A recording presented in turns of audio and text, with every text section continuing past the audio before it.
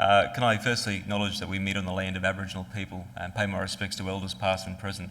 We're very fortunate in this country to have two of the world's oldest continuing living cultures and distinct cultures in Aboriginal and Torres Strait Islander people. I want to thank the Economic Society of Australia for the invitation to join you here at the Symposium today, and I certainly do thank our hosts, the Queensland University of Technology, for organising the conference, as well as UQ and Griffith for their support.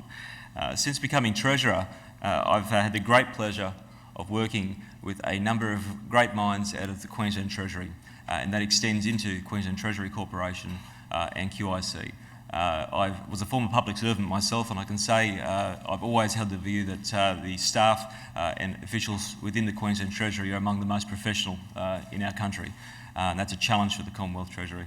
But no doubt, I think they do a sterling job, so I'm very pleased to have worked with them over the last few months, of course, in preparing for our first budget, which I'll be bringing down, as you've heard, next Tuesday. A great number of them, of course, have formed very solid views on economics and sound fiscal management, studying at universities just like this one in Queensland. And they are a credit to the state and a credit to your institutions. Now, as a policymaker, the advice of economists is invaluable in identifying whether policies are sound or perhaps whether a policy may have unintended consequences.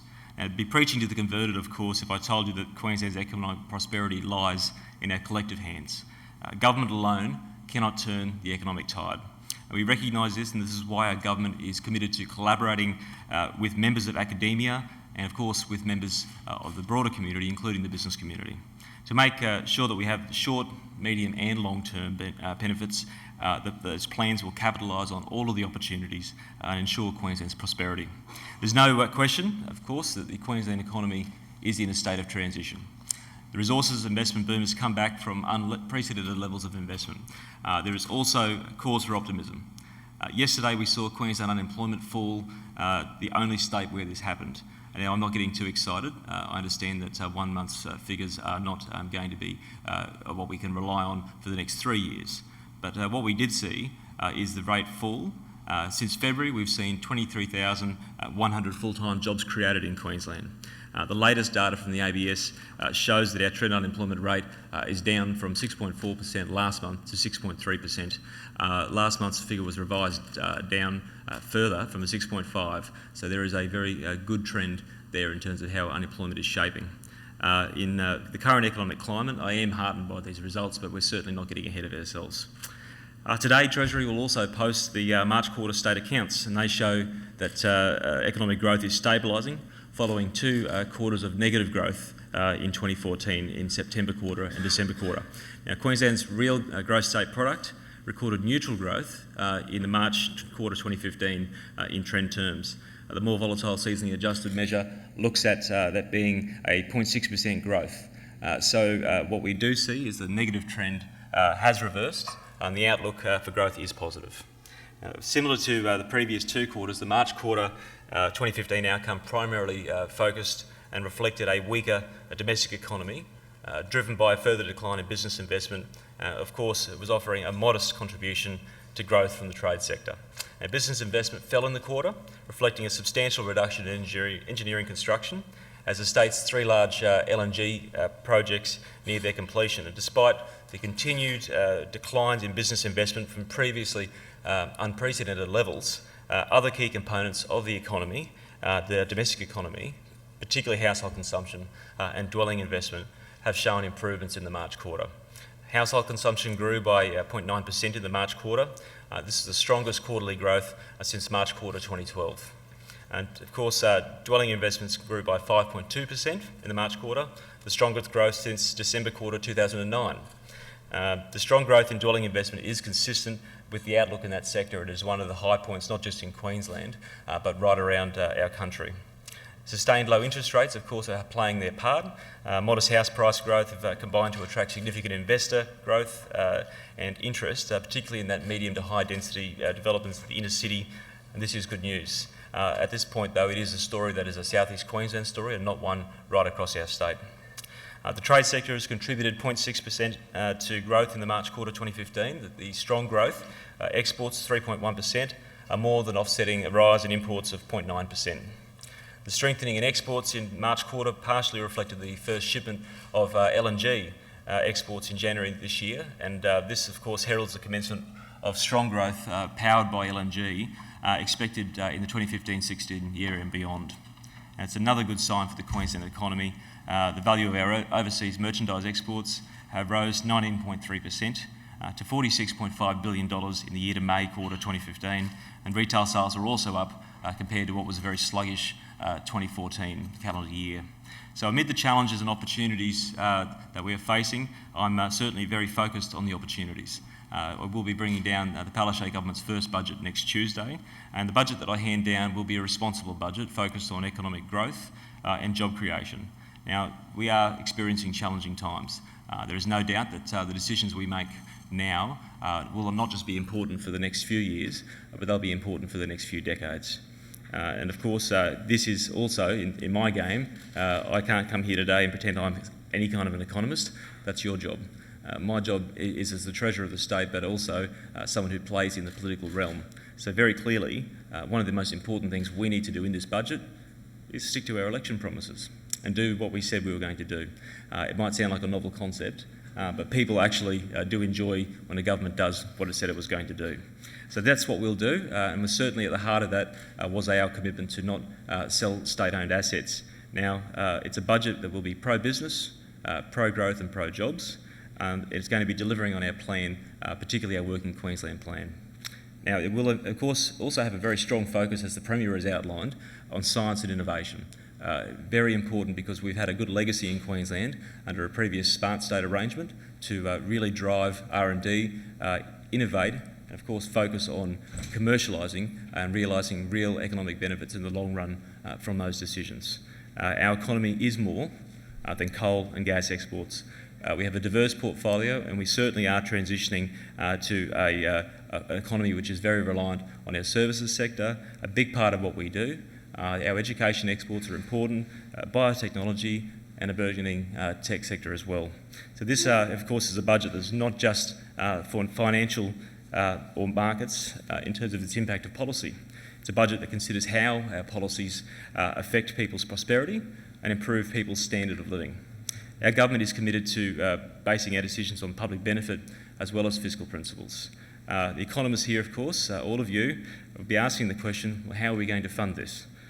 How do we ensure that we spend the money needed to grow the state while at the same time staying fiscally responsible?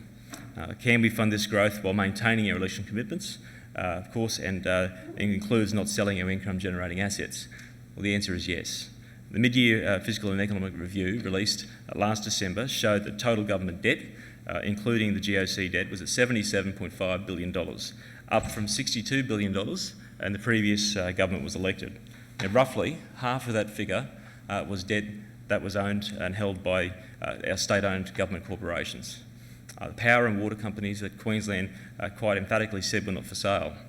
Now, these government-owned corporations, as all of you would know, operate in a commercial world. They have a mandate commercially, and they are structured to service their own debt through the income they generate.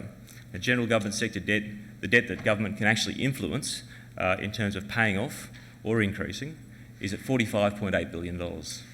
It was $32.2 billion when the previous government took office in 2012, and Treasury forecasts had it tracking to $50 billion. Because the current level of debt is too high, and we certainly acknowledge that, we took a debt action plan to the election. Today I can announce the first component of the debt action plan that's actually going to be going into the budget on Tuesday, since we've taken office and had the good advice from Treasury. This component will be reducing our general government sector debt over the next 12 months by $4.1 billion. We'll do this without selling assets, raising taxes or sacking public servants. And while, of course, we'll be doing this to make the state's investments work harder for the taxpayer. As I outlined earlier, the state-owned energy network businesses are servicing their debt so well that we have ended up with a lazy balance sheet.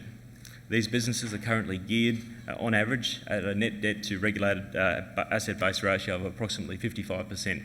Now, in comparison, the industry average for businesses who operate in a similar way have gearing levels of between 70 and 85%. There are a number of reasons for this. Those businesses, their capital expenditure needs have become less in the last 10 years. And of course, there certainly was no push from the previous government to look at a better performing balance sheet, not when there was a political decision to leave an upside for potential buyers in an asset sales race. So on coming to government, and something we committed from opposition, was to have a review of the state finances, one that was undertaken by the independent Queensland Treasury, not by a former federal treasurer. So the review certainly made a number of recommendations, and I can say it is a true Treasury document. It certainly gives us a poke from when we were last in office, but it also talks about what's happened over the last decade. It shows the challenges and opportunities going forward. What it does identify is that we do need to increase the level of gearing of these businesses. And this is a view certainly also supported by independent advice from accounting firm KPMG. So the government has now decided to set a target gearing of 70% for Ergon and Energex and a 75% gearing level for Powerlink. Now, as a result of these changes, $4.1 billion will be remitted from these businesses. The government can use, of course, this to pay down general government sector debt. Over this period, this is the offset, we will be seeing interest expenses reducing by around $600 million over the forward estimates. I've had a few comments today about, is this a trick? Is it an accounting trick? At the end of the day, this is a good whole-of-government use of a whole-of-government balance sheet, and that's what people expect us to do, manage our finances holistically. So we're doing this by not selling off, not an unusual strategy, something that is done in the private sector all of the time. They, of course, want to see a demand of return of capital on their investments if they believe they have lazy balance sheets. This is only one part of that plan, which will be outlined more fully from Tuesday of next week. So in terms of looking at where we go, these businesses, of course, with these new gearing ratios, must have strict controls placed on how these re-gearing operates. It must not affect the business's standalone investment grade credit rating, critically important. Of course, they must still be able to service their borrowings without relying on government support. And importantly, there must be no negative impact in terms of the prices they charge their users. The fact that they are still government-owned corporations rather than being private corporations allows us to have some part of their policy settings with this re-gearing. I'll be announcing further debt reduction elements on Tuesday in the budget, but nonetheless, all of these elements are things that were needed to be looked at, not as the last option, and not as the last option instead of looking at privatising. And I've got a very firm view, and I know others in this room, and I see Professor Quiggin over there has held a long-term view. It doesn't matter what side of government is in, he's held that view, and that's the sort of view I respect. This, of course, is going to be about a key metric for the ratings agencies in terms of our debt-to-revenue ratio. It's currently at about 90%, and it was forecast to remain at that level over the forward estimates. Treasury advised through their independent review of finances that we will need to get down to a debt-to-revenue ratio of between 70 and 80% to see that would be a material improvement. They forecast that that could happen over the next decade. These measures allow a bring forward of that general government sector debt pay down, and of course allow us to do many other things in terms of focusing on the economy. So look, in terms of where we go from here, I'd say that this budget next Tuesday is going to be an opportunity for people to see what our government is, what we stand for, and what people should expect over the next few years. But as I say, these decisions are not just about the next 3 years, they are about how we perform as a government, regardless of which political party is in power, over the next few decades. It is a budget that we think will show that we actually can grow our way to prosperity, not rely on the only choices that were presented to us. We aren't raising taxes, fees and charges. We aren't selling off, and we aren't sacking people. We believe that there's always more choices, and one of those choices was all about economic growth. We think with the boom that we're going to be seeing out of LNG, and certainly it is tempered with sluggish oil prices, we do know that it is a long-term proposition for Queensland, and it is about the long-term vision of the state. So I thank you for the time to be here today. I'm actually would be fascinated to sit in if I could, but I'm also, as you know, wearing several different hats, also Minister for Indigenous Partnerships. It is NAIDOC week, so I'm going to be over at Musgrave Park, certainly talking about the things we'll be expecting to see over the next couple of years under the Palaszczuk government in that space too. But I thank you for your time, and look, this no lectern thing is a new thing. I feel like I'm back at school, so it's a very unusual position to be in. But I wish you well. I hope the rest of the day goes well for you. Again, I do thank Queensland University of Technology for hosting, and of course this is, I think, a terrific opportunity for some great minds to come together. And one thing I'll tell you, our government is a government that listens. If any good ideas come up, I hope you know where to find us. Thanks very much for your time.